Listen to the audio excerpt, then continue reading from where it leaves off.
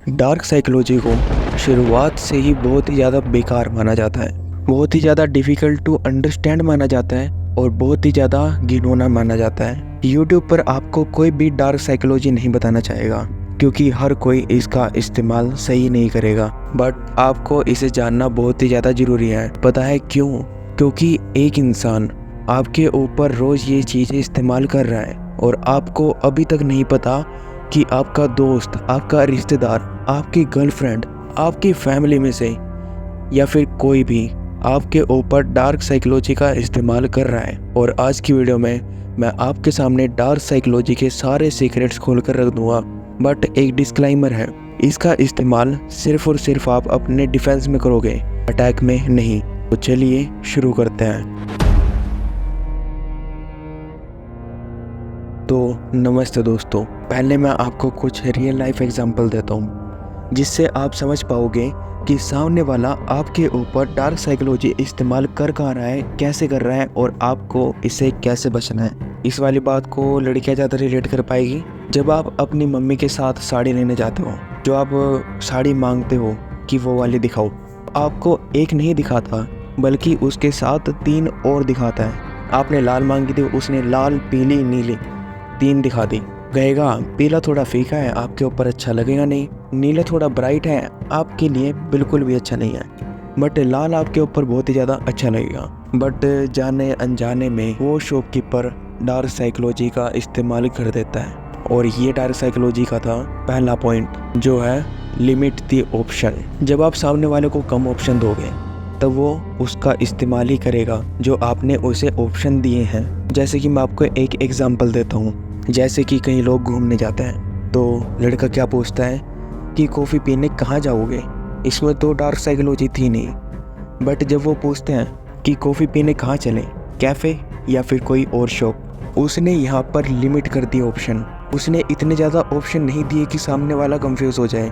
इसी तरह वो शॉपकीपर था, इसी तरह ये लड़का था। इसका यूज़ ज़्यादातर बाज़ारों में, बिजनेस में और किसी से अपनी बात मनवाने में होता है। Number 2, social proof. इस चीज़ को तो आपने बहुत ही ज़्यादा सुना होगा।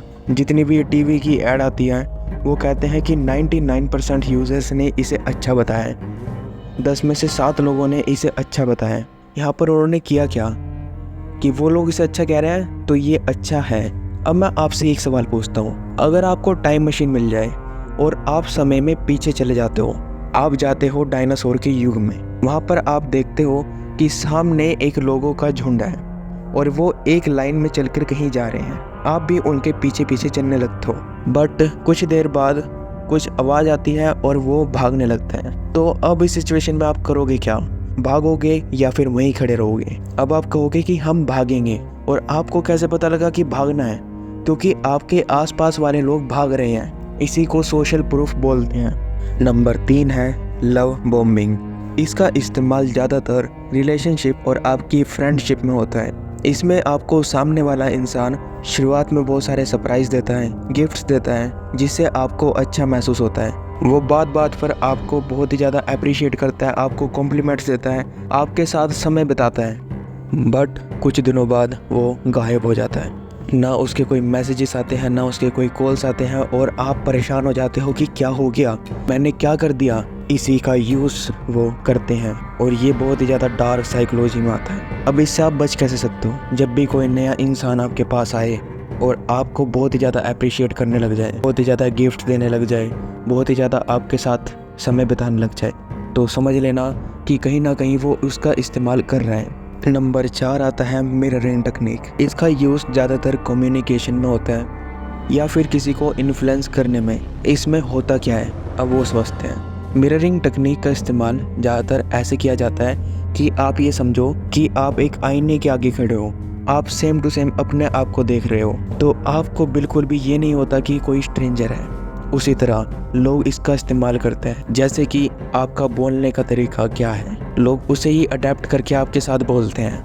जैसे आपने बोला हेलो क्या हाल है, तो सामने वाला भी यही बोलेगा बढ़िया भाई तू बता क्या हाल है। मतलब कि बिल्कुल ही उसके सामने की कॉपी बन जाना, जिससे वो आपके साथ ज़्यादा कनेक्ट हो पाएगा, वो समझ पाएगा कि आप बिल्कुल उसके ही जैसे हो, और इसे ही मिररिंग टेक्निक कहते हैं। नंबर 5 आता है द रीज़न। इसका इस्तेमाल मैनिपुलेटर्स बहुत ही ज़्यादा करते हैं और जिसके कारण वो बच भी निकल जाते हैं। बट रीज़न है क्या? अब आप इसको ऐसे समझो कि आपके सामने दो भिखारी आते हैं। एक कहता है कि मुझे पैसे चाहिए और दूसरा कहता है कि मैंने कल से कुछ नहीं खाया, मुझे इस कारण पैसे चाहिए। जब कोई आपको उस बात के पीछे का कारण बताता है तो आपकी साइकोलॉजी ऐसी हिट हो जाती है कि हाँ, इसे बहुत ही ज़्यादा ज़रूरत है इस चीज़ की, और आप उसी की मदद करना पसंद करोगे, उसी के फेवर में जाओगे। और इसी का इस्तेमाल बहुत लोग करते हैं, चाहे वो टीचर से बचने करना हो, चाहे पुलिस के हाथों से। And last number 6, go slightly wrong. ये बहुत ही ज़्यादा सिंपल ट्रिक है और इसका इस्तेमाल करने पर ये नोटिस भी नहीं होती और टॉप क्लास मैनिपुलेटर्स इसका इस्तेमाल करते हैं और शायद आपके रिश्तेदार भी।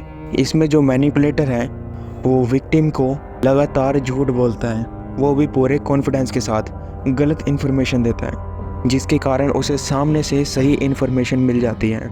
और इसका इस्तेमाल वो कैसे भी कर सकता है। इसका इस्तेमाल आप कैसे कर सकते हो कि आपने अपने दोस्त से ये पूछना है कि उसकी सैलरी कितनी है, बट वो बताना नहीं चाहता। आप उसके पास जाते हो, आप उसे कहते हो, यार तूने वो कंपनी छोड़ दी क्या? उसमें तो यार तेरी 20,000 सैलरी थी, तो इस वाले में क्या 50,000 मिल गई तेरे को? तो 50,000 आपको पता है कि बहुत ही ज़्यादा बड़ी रकम है और सैलरी में कोई शुरुआत में इतने पैसे तो नहीं देगा। तो वो कहता है कि हाँ, मुझे वहाँ पर 30,000 रुपये मिल रहे हैं। इससे सामने वाले को हर्ट भी नहीं हुआ, सामने वाले को पता भी नहीं चला और उसने आपको आंसर भी दे दिया। अगर आप इसे ऐसे पूछते, ओए तेरी सैलरी कितनी है वहाँ, तो वो बताएगा क्या? बिल्कुल भी नहीं बताएगा ना। और अगर आप चाहो तो इस चैनल को सब्सक्राइब कर सकते हो एंड इस वीडियो के लिए एक लाइक तो बनता है। और अगर चाहो तो आप इन वीडियोस को चेकआउट कर सकते हो एंड हाँ, मैं आपसे वहीं मिलूँगा।